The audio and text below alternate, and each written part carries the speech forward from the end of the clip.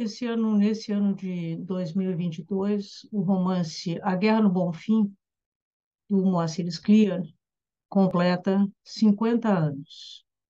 Ele foi publicado a primeira vez em 1972 e teve uma recepção quase imediata de grande sucesso. Foi muito bem recebido, muito bem acolhido. Foi realmente um romance que veio a marcar, vamos dizer assim, não só a trajetória do Moacir, mas também a literatura do Rio Grande do Sul e a literatura brasileira. Eu queria chamar a atenção que esse é também um romance fundador, nós podemos considerá-lo um romance fundador de uma parte da trajetória do próprio Moacir. Moacir até então vinha escrevendo contos de alta qualidade, como a gente pode ver em Carnaval dos Animais, que ele publicou 4 anos antes, em 1968, contos que permaneceram dentro do seu catálogo de contos, vamos dizer assim, mas ele não tinha ainda experimentado o romance. E ele faz esse romance. Depois seguiram vários outros, né? Romances que marcam uma história bastante rica, fértil e que se prolonga até 2010. Moacir faleceu em 2011, certamente teria continuado a escrever romances. Mas o Guerra do Bonfim não só começa essa história, como é uma história que se prolonga por um longo tempo, tanto tempo quanto foi possível ao Moacir manter vamos dizer assim, esse seu vigor enquanto ficcionista.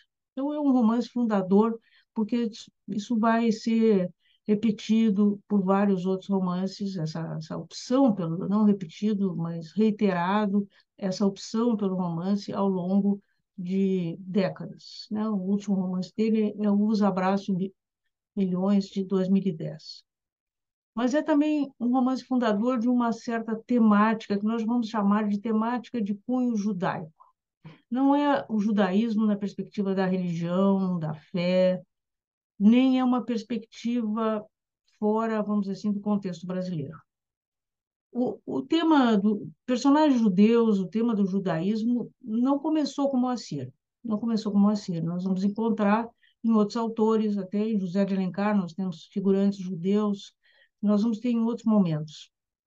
Mas com Moacir foi diferente. Em primeiro lugar, ele desenvolveu essa temática com bastante persistência, vai reaparecer em outros romances, seja naqueles que se seguem imediatamente à Guerra do Bonfim, como O Exército de um Homem Só, como ele vai em busca não apenas da situação vamos dizer assim, dos imigrantes judeus que se estabeleceram no Brasil no início do século XX, ele vai atrás dessa história, ele vai para o passado, ele vai para a trajetória, vamos chamar assim, mítica, dos judeus, dos seus grandes símbolos, né, da sua contribuição à cultura.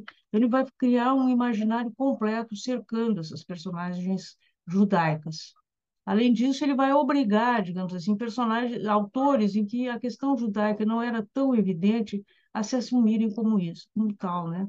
Não me parece que seja fortuito o caso de que é depois da Guerra do Bonfim, em 1977, que a Clarice Lispector publica A Hora da Estrela, cuja personagem se chama Macabeia, né? E onde a gente reconhece também vários elementos do imaginário judaico.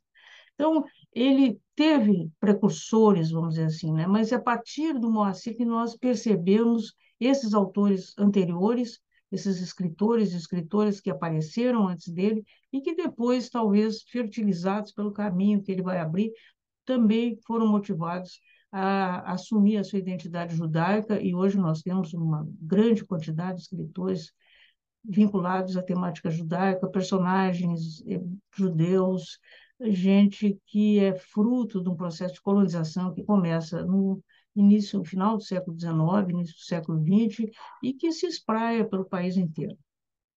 Eu gostaria de destacar também um terceiro aspecto que caracteriza esse elemento fundador do romance A Guerra no Bonfim, né? Ele é um romance que, além de personagens judeus, é protagonizado por esse bairro que dá título ao livro, né?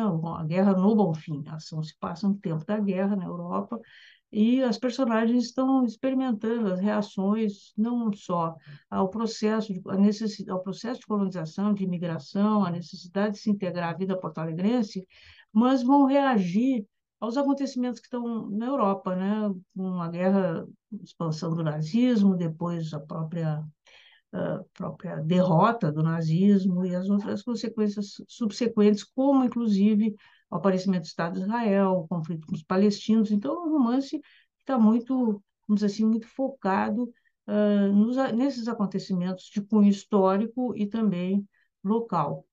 Mas, escolhendo o Bonfim como espaço das personagens, um espaço preferencial, Porto Alegre vai ser também protagonista dessa história, né? A cidade de Porto Alegre, com as suas características, né? O seu bairro judeu, com o seu parque Farroupilha, os seus subúrbios, assim por diante, também vão aparecer ali e vai ter uma envergadura que até então não tinha na literatura do Rio Grande do Sul. Isso é muito importante chamar atenção. Porto Alegre está presente em vários autores, desde o século XIX, vai aparecer também no Érico Veríssimo e tantos outros, mas na maioria desses casos, Porto Alegre é a cidade para onde essas personagens se deslocam em um dado momento da sua história, né? É o caso da saga, por exemplo, da família de Clarissa. Clarissa está em Porto Alegre, mas ela vem do interior, depois ela, junto com o primo Vasco, eles vão mudar para Porto Alegre, mas a sua